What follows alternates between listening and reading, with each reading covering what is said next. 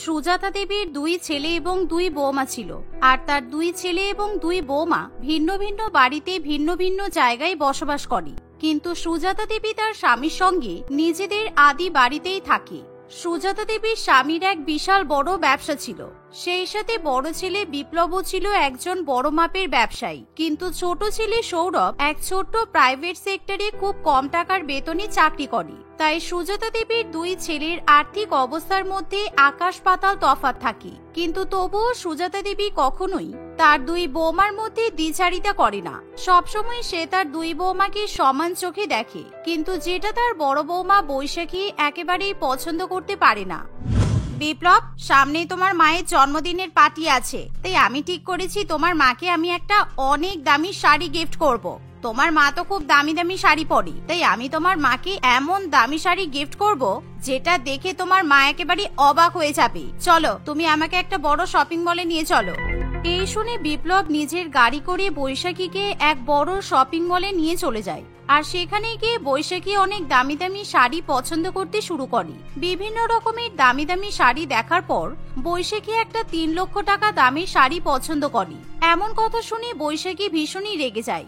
শাড়িটা কিন্তু একেবারে এক্সক্লুসিভ আর ভীষণ এক্সক্লুসিভ, আর এটার দাম পড়বে 3 লক্ষ টাকা। কিন্তু আপনার জন্য আমরা 5% ডিসকাউন্ট দিতে পারি, কারণ আপনি আমাদের রেগুলার কাস্টমার আর প্রায় সবসময় আমাদের শোরুম থেকে আপনি দামি দামি শাড়ি কিনে নিয়ে যান, তাই আমরা আপনাকে একটা ছোট ডিসকাউন্ট দিতে চাইছি।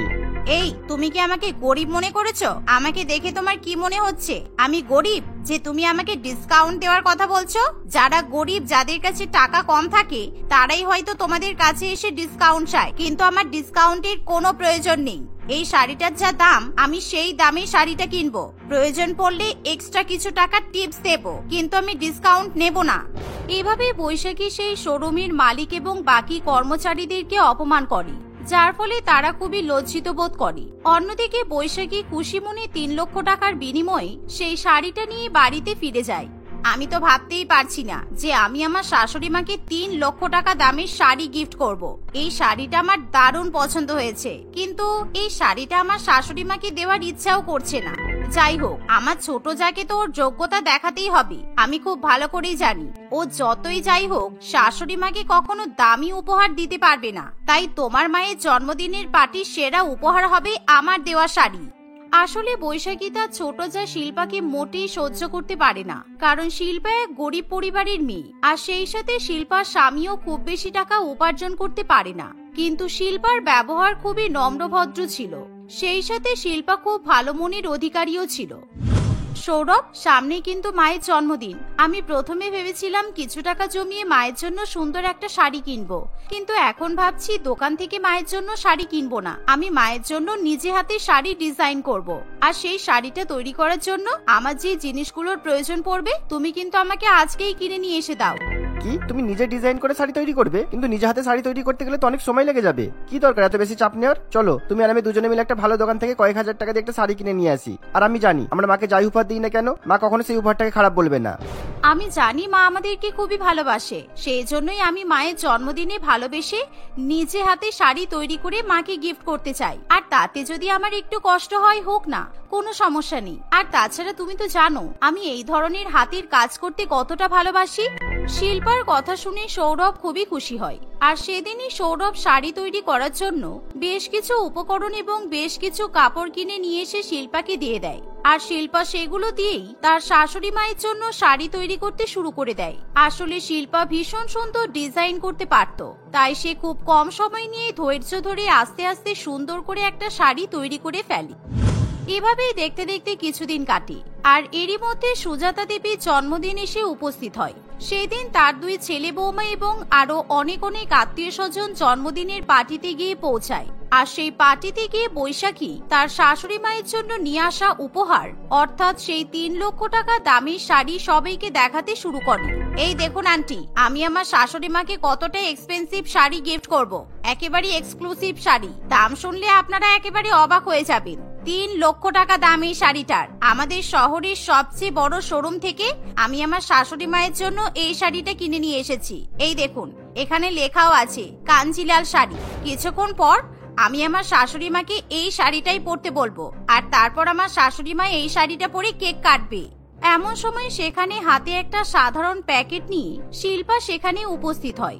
আর এবার বৈশাখী শিল্পাকে অপমান করতে শুরু করে। কিরে, কি আছে এই সাদা প্যাকেটের মধ্যে? শাশুড়ি মায়ের জন্য যদি ভালো দামি কিছু নিয়ে আসিস তাহলে কিন্তু সবার সামনে প্যাকেটটা খুলবি, কারণ এখানে অনেক বড় লোকেরা আছে। তুই যদি কোনো সাধারণ কম দামি উপহার নিয়ে আসিস তাহলে শুধু শুধু সবার সামনে তোকে ইনসাল্ট হতে হবে। ঠিক এমন সময় সেখানে বৈশাখী এবং শিল্পার শাশুড়ি মা সুজাতা দেবী চলে আসে। আর তাকে দেখা মাত্রই সবাই তাকে জন্মদিনের শুভেচ্ছা জানাতে শুরু করে। আর একে একে তার হাতে সবাই দামি দামি উপহার তুলে দেয়।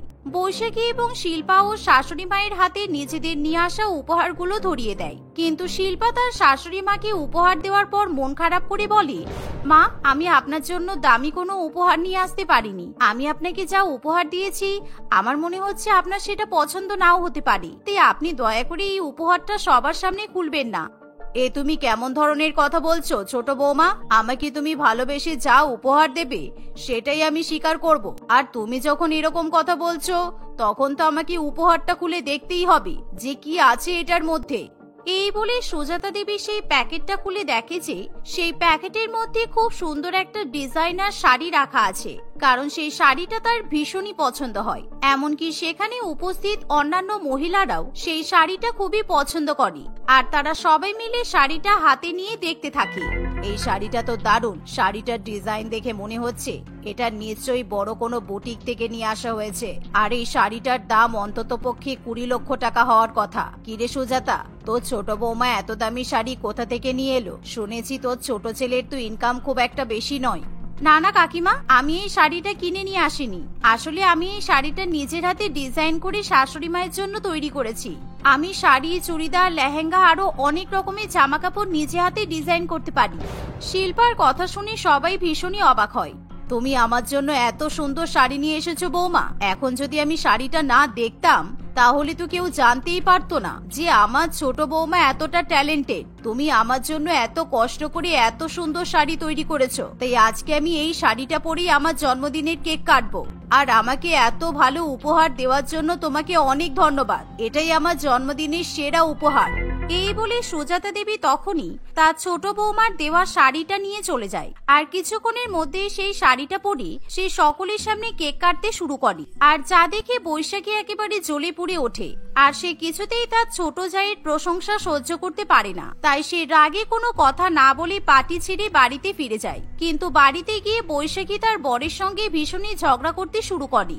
জানি না তোমার মায়ের প্রবলেম কি। আমি 3 লক্ষ টাকা দিয়ে অত সুন্দর শাড়ি তোমার মাকে গিফট করলাম, তবুও তোমার মায়ের সেই শাড়িটা পছন্দ হলো না। সত্যি তোমার মায়ের পছন্দ ভীষণ বাজে। আর ওই শিল্পা ওই শাড়িটা কোথা থেকে চুরি করে নিয়ে এসেছে কি জানি, আমি তো সেটাই বুঝতে পারছি না। কারণ ওই শাড়িটা শিল্পা কিছুতেই নিজের হাতে তৈরি করতে পারে না। কারণ ও যদি এত সুন্দর শাড়ি নিজে হাতে ডিজাইন করতে পারতো তাহলে এতদিনে ও নিশ্চয়ই বড় কোনো ফ্যাশন ডিজাইনার হয়ে যেত। এভাবেই দেখতে দেখতে আরো কিছুদিন কাটে। আর এরই মধ্যে শিল্পা এবং বৈশাখী দুজনে একসাথে গর্ভবতী হয়ে ওঠে। এরকম সুখবর পেয়ে সুজাতা দেবী খুবই খুশি হয়। আর দেখতে দেখতে প্রায় 7 মাস কেটে যায়। এবার সুজাতা দেবী নিজের বাড়িতে 2 বৌমার স্বাদের অনুষ্ঠানের আয়োজন করবে বলে ঠিক করে। আর যা শুনে বৈশাখী এবং শিল্পা দুজনেই খুবই খুশি হয়। আমার 2 বৌমা একসঙ্গে গর্ভবতী হয়েছে, তাই আমি আমার 2 বৌমার জন্য অনেক বড় করে স্বাদের অনুষ্ঠানের আয়োজন করব। এই অনুষ্ঠানে আমি আমার বিজনেস পার্টনার, আমার কোম্পানির এমপ্লয়ি আর তার সাথে অনেক বড় বড় ব্যবসায়ীদেরকে নিমন্ত্রণ করব। এভাবে সুজাতা দেবী তার 2 বৌমার স্বাদের অনুষ্ঠানের জন্য নানান রকমের আয়োজন শুরু করে দেয়। আর বৈশাখীও নিজের স্বাদের অনুষ্ঠানের জন্য ভীষণ পরিমাণে উৎসাহিত হয়ে পড়ে। তাই সে প্রত্যেকদিন অনেক অনেক টাকা ব্যয় করে দামি দামি শপিং করতে শুরু করে দেয়। আমার অনেক দামি শাড়ি চাই, অন্তত পক্ষে 20 লক্ষ টাকা দামের শাড়ি, একেবারে ইউনিক শাড়ি। এরকম শাড়ি দেখাবেন যেই শাড়ি আগে কেউ কখনো দেখেনি। একদম আজে বাজে আতিপাতি শাড়ি আমাকে দেখাবেন না। আমার একেবারে ইউনিক শাড়ি চাই। তোমাদের শোরুমের কোনো শাড়ি কিন্তু আমার পছন্দ হচ্ছে না। কি সব উল্টোপাল্টা গরিবদের মতো শাড়ি ভর্তি করে রেখেছো তোমরা। বৈশাখীর কথা শুনে দোকানদারের ভীষণ পরিমাণে রাগ হয়, কারণ বৈশাখী সবসময় সেই শাড়ির শোরুমে এসে সেই শোরুমের মালিক এবং বাকি কর্মচারীদের ভীষণ পরিমাণে অপমান করে থাকে। তাই এবার সেই শোরুমের মালিক বৈশাখীর উপর প্রতিশোধ নেবে বলে ঠিক করে। এই রামু, আমাদের স্টোরুমে একটা ছিঁড়ে যাওয়া রিজেক্টেড শাড়ি আছে, ওই শাড়িটা কিছু জায়গায় ছিঁড়ে গেছে। এক কাজ কর, আলাদা আলাদা রঙের কাপড় দিয়ে শাড়িটাকে তাপ্পি লাগিয়ে নিয়ে চলে আয়। এমন ভাবে শাড়িটা সেলাই করবি যেন দেখে মনে হয় একেবারে ইউনিক ডিজাইনের শাড়ি। আর আজকে ওই মহিলাটাকে উচিত শিক্ষা দিতেই হবে। এভাবে সেই শোরুমের মালিক ছিঁড়ে যাওয়া মাত্র 10,000 টাকা দামি শাড়ির উপর আলাদা আলাদা রং বেরঙের কিছু কালারের কাপড় লাগিয়ে সেলাই করে দেয়, আর যার ফলে শাড়িটা দেখতে একেবারে অন্যরকম বলে মনে হয়। এই নিন ম্যাডাম, আপনার 20 লক্ষ টাকা দামের শাড়ি। এরকম শাড়ি আপনি শহরে কোথাও পাবেন না। একেবারে একটাই কপি আমার শোরুমে এসেছিল। আপনি শাড়িটা পরলে সবাই একেবারে অবাক হয়ে যাবে, বুঝেছেন? শাড়িটা দেখে বৈশাখী খুবই পছন্দ করে, আর সে বোকার মতো 10,000 টাকা দামি ছেঁড়া শাড়ি 20 লক্ষ টাকা দাম দিয়ে কিনে নিয়ে চলে যায়। দেখতে দেখতে এভাবেই দুই বৌমার স্বাদের অনুষ্ঠানে সে উপস্থিত হয়। আর সেদিন বৈশাখী সেই ছেঁড়া ফাটা শাড়ি পরে স্বাদের অনুষ্ঠানে গিয়ে পৌঁছায়, আর তাকে এরকম অদ্ভুত রকম ছেঁড়া শাড়ি পরে থাকতে দেখে অনুষ্ঠানে সকলেই ভীষণ পরিমাণে হাসাহাসি করে। কিন্তু শিল্পাকে দেখে সবাই অবাক হয়ে যায়, কারণ শিল্পা আবার নিজে হাতে তৈরি করা একেবারে আলাদা ডিজাইনের শাড়ি তৈরি করে পরে যায়। আর যে শাড়িটা দেখে সেখানে উপস্থিত সকলেই তার খুবই প্রশংসা করে।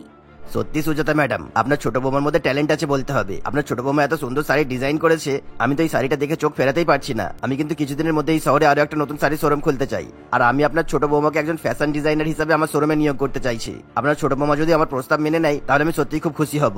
এভাবে মদন মোহন বাবুর সঙ্গে সঙ্গে আরো অনেক বড় বড় ব্যবসায়ী শিল্পার হাতের কাজ ভীষণই পছন্দ করে। এমনকি সেই পার্টিতে বেশ কিছু ফ্যাশন ডিজাইনারও উপস্থিত থাকে, আর তারাও শিল্পার ডিজাইন করা শাড়ি দেখে হার মানতে বাধ্য হয়। সেদিন থেকে শিল্পার ভাগ্য পুরোপুরিভাবে পাল্টে যায়, কারণ কয়েক মাসের মধ্যেই শিল্পা শহরের একজন বড় ফ্যাশন ডিজাইনার হিসেবে পরিচিতি লাভ করে। আর পরবর্তীকালে বৈশাখী শহরের বুকে নিজের বড় বড় শাড়ির শোরুম খুলে ফেলে। কিন্তু বৈশাখী এখনো পর্যন্ত তার ছোট জায়ের উন্নতি দেখে হিংসা করতে থাকে। মনোরঞ্জন, তুমি তো আজকে স্যালারি পেয়েছো তাই না? চলো না, আজকে তুমি আর আমি শপিং করে নিয়ে আসি। অনেকদিন হয়ে গেল শপিং করা হয় না। আমি একটা নতুন শাড়ি কিনবো। তোর বউ শুধু খরচা করা ছাড়া আর কিছুই ভাবতে পারে না। টাকা বাড়িতে এলো না আর অমনি খরচা করার কথা ভেবে ফেলেছে। বৌমা, এত হাত লম্বা করলে কিন্তু চলবে না। তুমি তোমার হাতটা একটু ছোট করো, এগুলো কিন্তু ভালো নয়। টাকা হাতে থাকলেই কি খরচা করতে হবে? হাত লম্বা কোথায় আমার? আমার হাত লম্বা? আমার হাত তো আপনাদের মতোই একই রকম। কই দেখি তো একবার, আপনাদের হাতের সঙ্গে মেপে দেখিয়ে দিই। আরে, হাত লম্বা মানে কি আমি সত্যিকারের হাত লম্বা বলেছি? হাত লম্বা মানে হচ্ছে তুমি টাকা পয়সা সঞ্চয় করতে পারো না, সব কাজেই তুমি বেশি বেশি করে টাকা খরচা করো, এটাকেই হাত লম্বা বলে। মনোরঞ্জন, তোর বউয়ের মাথায় তো কোনো বুদ্ধি নেই দেখছি। আমরা শপিং করতে যাব না ফাল্গুনি। এর আগে তুমি একটা কুর্তি কেনার নাম করে আমাকে শপিং করতে নিয়ে গিয়েছিলে, আর তুমি আমার পুরো স্যালারিটাই খরচা করে দিয়েছিলে। আমাদের তো সংসার খরচের টাকা পর্যন্তও ছিল না, শুধু মায়ের কাছে জমানো টাকা ছিল বলেই 1 মাস সংসার চলে গেছে। আর তুমি এইবারেও তাই করবে আমি জানি। তুমি আমার মুখের উপর বলে দিলে তুমি আমাকে শপিং করতে নিয়ে যাবে না। বউয়ের পেছনে যখন টাকা খরচা করতেই পারবে না, তাহলে বিয়ে করেছিলে কেন তুমি? এখন তো সবে আমাদের বিয়ে হয়েছে। এখন যদি নতুন নতুন জামা কাপড় না কিনি, নিজেদের শখ পূরণ না করি, তাহলে কবে করব? তোমার শখ তো ছোটখাটো নয়, তুমি সবসময় বড় জিনিসের স্বপ্ন দেখো। টাকা ইনকাম করতে যথেষ্ট কষ্ট করতে হয়। জীবনে তো একটা টাকাও ইনকাম করনি, বুঝবে কি করে তাহলে? যখন দেখবে টাকা ইনকাম করছো, মাথার ঘাম পায়ে ফেলছো, তখন শখ পূরণের কথা সব ভুলে যাবে। এই শুনে ফাল্গুনি প্রচন্ড পরিমাণে রেগে যায়। আপনাদের কি মনে হয় আমি টাকা ইনকাম করতে পারবো না? ঠিক আছে, আমি এবার নিজে টাকা ইনকাম করে নিজের শখ পূরণ করে দেখাবো। আমি কোনো ব্যবসা করব। হ্যাঁ, আমাদের বাজারে কোনো ফুচকার দোকান নেই। পাড়ায় কখনো ঠেলাগাড়ি করে ফুচকাওয়ালা এলে তবেই সবাই ফুচকা খেতে পারে। বাজারে যদি একটা পার্মানেন্ট ফুচকার দোকান দেওয়া যায়, তাহলে অনেক ইনকাম হবে। সে তুমি যাই বিক্রি করো না কেন আর যাই ব্যবসা করো না কেন, আমাদের দেখার দরকার নেই। তুমি নিজে টাকা ইনকাম করবে আর নিজে যা ইচ্ছা করবে। দয়া করে শুধু আমার ছেলের টাকা ধ্বংস করো না। ঠিক আছে, কিন্তু আমি তোমাকে ফুচকার ব্যবসা করার জন্য হাতে কোনো টাকা দিতে পারবো না, কারণ তোমার হাত অনেক লম্বা। টাকা হাতে পড়লেই তুমি সোজা শপিং মলের দিকে দৌড়াবে। তাই আমি নিজেই তোমার ফুচকার ব্যবসার জন্য প্রয়োজনীয় জিনিস কিনে দেবো। মনোরঞ্জন এবং তার মা ফাল্গুনির সিদ্ধান্তে খুবই খুশি হয়েছিল। এভাবে কয়েকদিন কাটে। ফাল্গুনি প্রত্যেক দিনই ফুচকা বিক্রি করে যা টাকা লাভ করত সেই টাকা দিয়ে কিছু না কিছু কিনে বাড়িতে ফিরত। কখনো জামা কাপড়, কখনো জুতা, আবার কখনো মেকআপের জিনিস। কিন্তু সে খুব বেশি টাকা ইনকাম করতে না পারায় নিজের পছন্দ মতো অনেক অনেক জিনিসও কিনতে পারত না। একদিন ফাল্গুনির দোকানে লিপিকা নামে এক মহিলা আসে। তাকে দেখে বোঝাই যাচ্ছিল সে নিশ্চয়ই কোনো বড়লোক ঘরের বউ হবে। সে খুবই সুন্দর একটা দামি ওয়েস্টার্ন ড্রেস পরেছিল আর তার হাতে দামি ফোন ছিল। ফাল্গুনি তাকে দেখে অবাক হয়। তার স্টাইলও ফাল্গুনির খুবই পছন্দ হয়। ফাল্গুনি এক এক করে লিপিকাকে ফুচকা দিতে থাকে আর শুধুই লিপিকাকে সে ভালো মতো লক্ষ্য করতে থাকে। ম্যাডাম, আপনার ড্রেসটা কিন্তু দারুণ লাগছে, খুব সুন্দর। এটা কোথা থেকে কিনেছেন আর এই ড্রেসটার দাম কত? এই ড্রেসটা তো আমি অ্যাক্সেস মল থেকে কিনেছি, এটার দাম 10,000 টাকা। 10,000 টাকার কথা শুনে ফাল্গুনি একটু অবাক হয়। তার মন খারাপ হয়ে যায় এই ভেবে যে সে এখন ওরকম ড্রেস কিনতে পারবে না। লিপিকা অনেকগুলো ফুচকা খাওয়ার পর সেখান থেকে চলে যায়। ফাল্গুনি মনে মনে ওই জামাটার কথাই চিন্তা করতে করতে লিপিকার কাছ থেকে ফুচকার টাকা নিতেও ভুলে যায়। লিপিকা চলে যাওয়া মাত্রই ফাল্গুনির মনে পড়ে যে লিপিকা ফুচকা খেয়ে টাকা না দিয়েই চলে গেছে। ই বাবা, ওই ম্যাডামটা তো আমাকে টাকা না দিয়েই চলে গেল। ইস, 200 টাকার ফুচকা খেলো আর টাকা না দিয়ে চলে গেল। আমারই দোষ, আমি তো শুধু ওই জামাটা পরার স্বপ্ন দেখছিলাম। দূর। তখনই হঠাৎ করে ফাল্গুনি লক্ষ্য করে তার ফুচকার ঠেলাগাড়ির উপর লিপিকা মানি ব্যাগ রেখে চলে গেছে। ফাল্গুনি খুব ভালো করেই বুঝতে পারে লিপিকা ভুলবশতই এমনটা করেছে। ফাল্গুনি মানি ব্যাগটা খুলে দেখে তাতে বেশ অনেকগুলো 500 টাকার নোট আছে। এই দেখে ফাল্গুনি তার লোভ সামনে রাখতে পারে না। সে টাকাগুলো ভালো করে গুনে দেখে তাতে 13,000 টাকা আছে। ওরে বাবা, এতে 13,000 টাকা আছে। আমার 200 টাকা মেরে চলে গেছে আর এদিকে 13,000 টাকা ফেলে রেখে গেছে। আমার তো আর তর্স হয়েছে না। আমি এখনই দোকান বন্ধ করে অ্যাক্সিস মলে চলে যাই। ওই ম্যাডামের মতো সেম ড্রেস আজকে আমি কিনবো। এই বলে ফাল্গুনি কোনো চিন্তা না করেই ফুচকার দোকান বন্ধ করে অ্যাক্সিস মলে চলে যায়। কিছুক্ষণ পর লিপিকা তার মানি ব্যাগ খুঁজে না পেয়ে লিপিকার ফুচকার দোকানে আসে, কিন্তু ততক্ষণে লিপিকার ঠেলাগাড়ি সেখানে ছিল না। এই দেখে লিপিকা খুবই অবাক হয়। অন্যদিকে ফাল্গুনি লিপিকার মতোই একেবারে সেম ড্রেস 10,000 টাকা দিয়ে কিনে নেয়।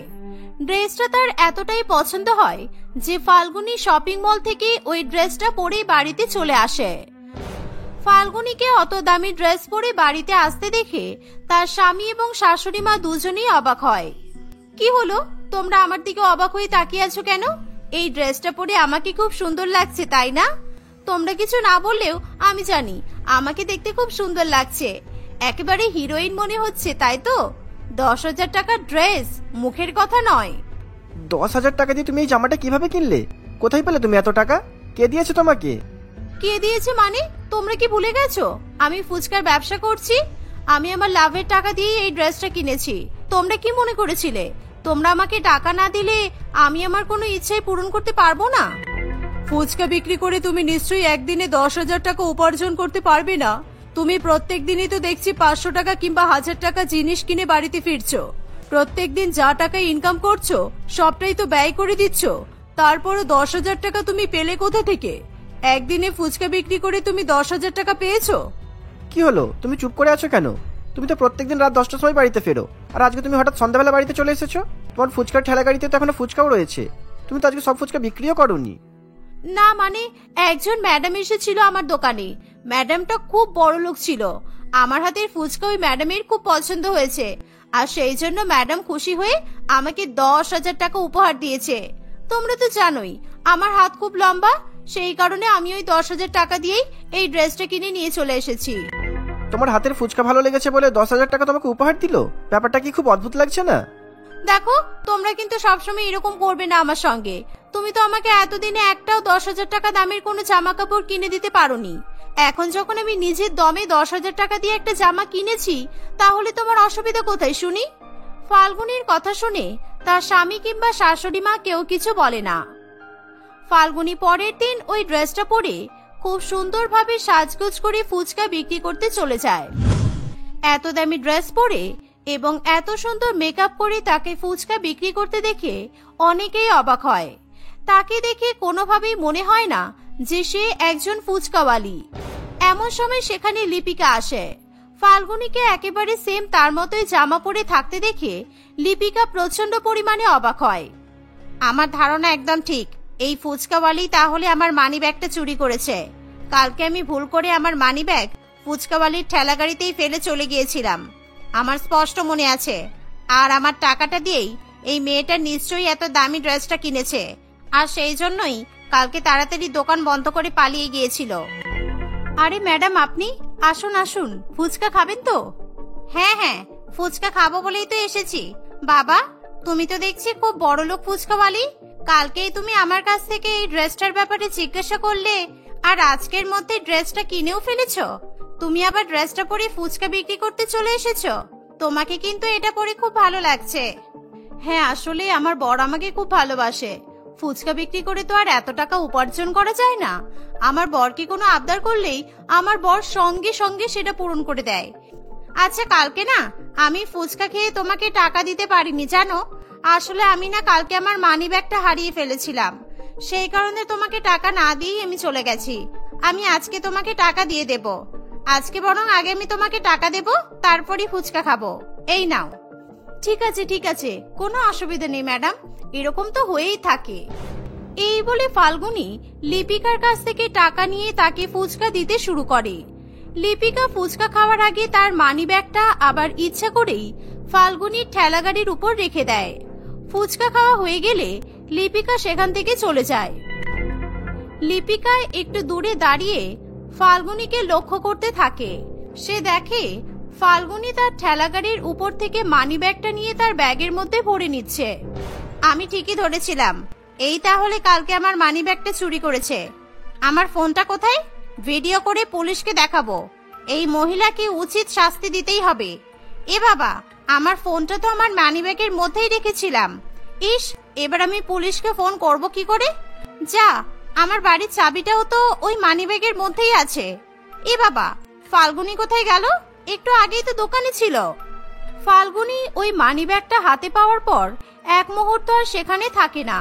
সে তৎক্ষণাৎ দোকান বন্ধ করে শপিং মলে গিয়ে শপিং করা শুরু করে দেয়। সেদিন লিপিকার ব্যাগে অনেক বেশিই টাকা ছিল।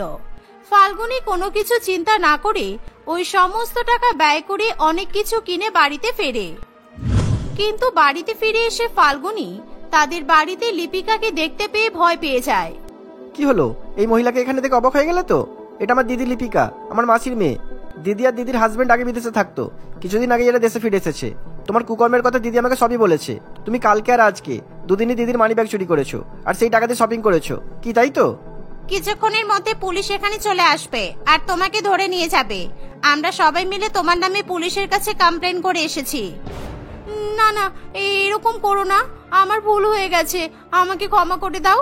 মনোরঞ্জন, তুমি এটা কিভাবে করতে পারলে? তুমি নিজে গিয়ে তোমার বউয়ের নামে কমপ্লেন করে এসেছো। আমি আর কখনো এরকম করব না, বিশ্বাস করো। দয়া করে তোমরা আমাকে পুলিশে দিও না। আসলে জানি না কেন টাকা দেখলেই আমার কি যেন হয়। টাকা দেখলেই মনে হয় কিছু কিনি, সেই জন্য আমি এরকম করে ফেলেছি। দিদি, তুমি আমাকে 1 মাস সময় দাও, আমি তোমার সব টাকা ফিরিয়ে দেব, আমি কথা দিচ্ছি। ভাগ্যিস আমার চাবিটা মানিব্যাগের মধ্যেই ছিল, আর আজকে আমার হাজবেন্ডও বাড়িতে আসবে না। বাড়ির তালা খুলতে পারবো না বলে আমি ভাবলাম এখানে চলে আসি, আর এখানে এসে জানতে পারলাম তুমি আমার ভাইয়ের বউ।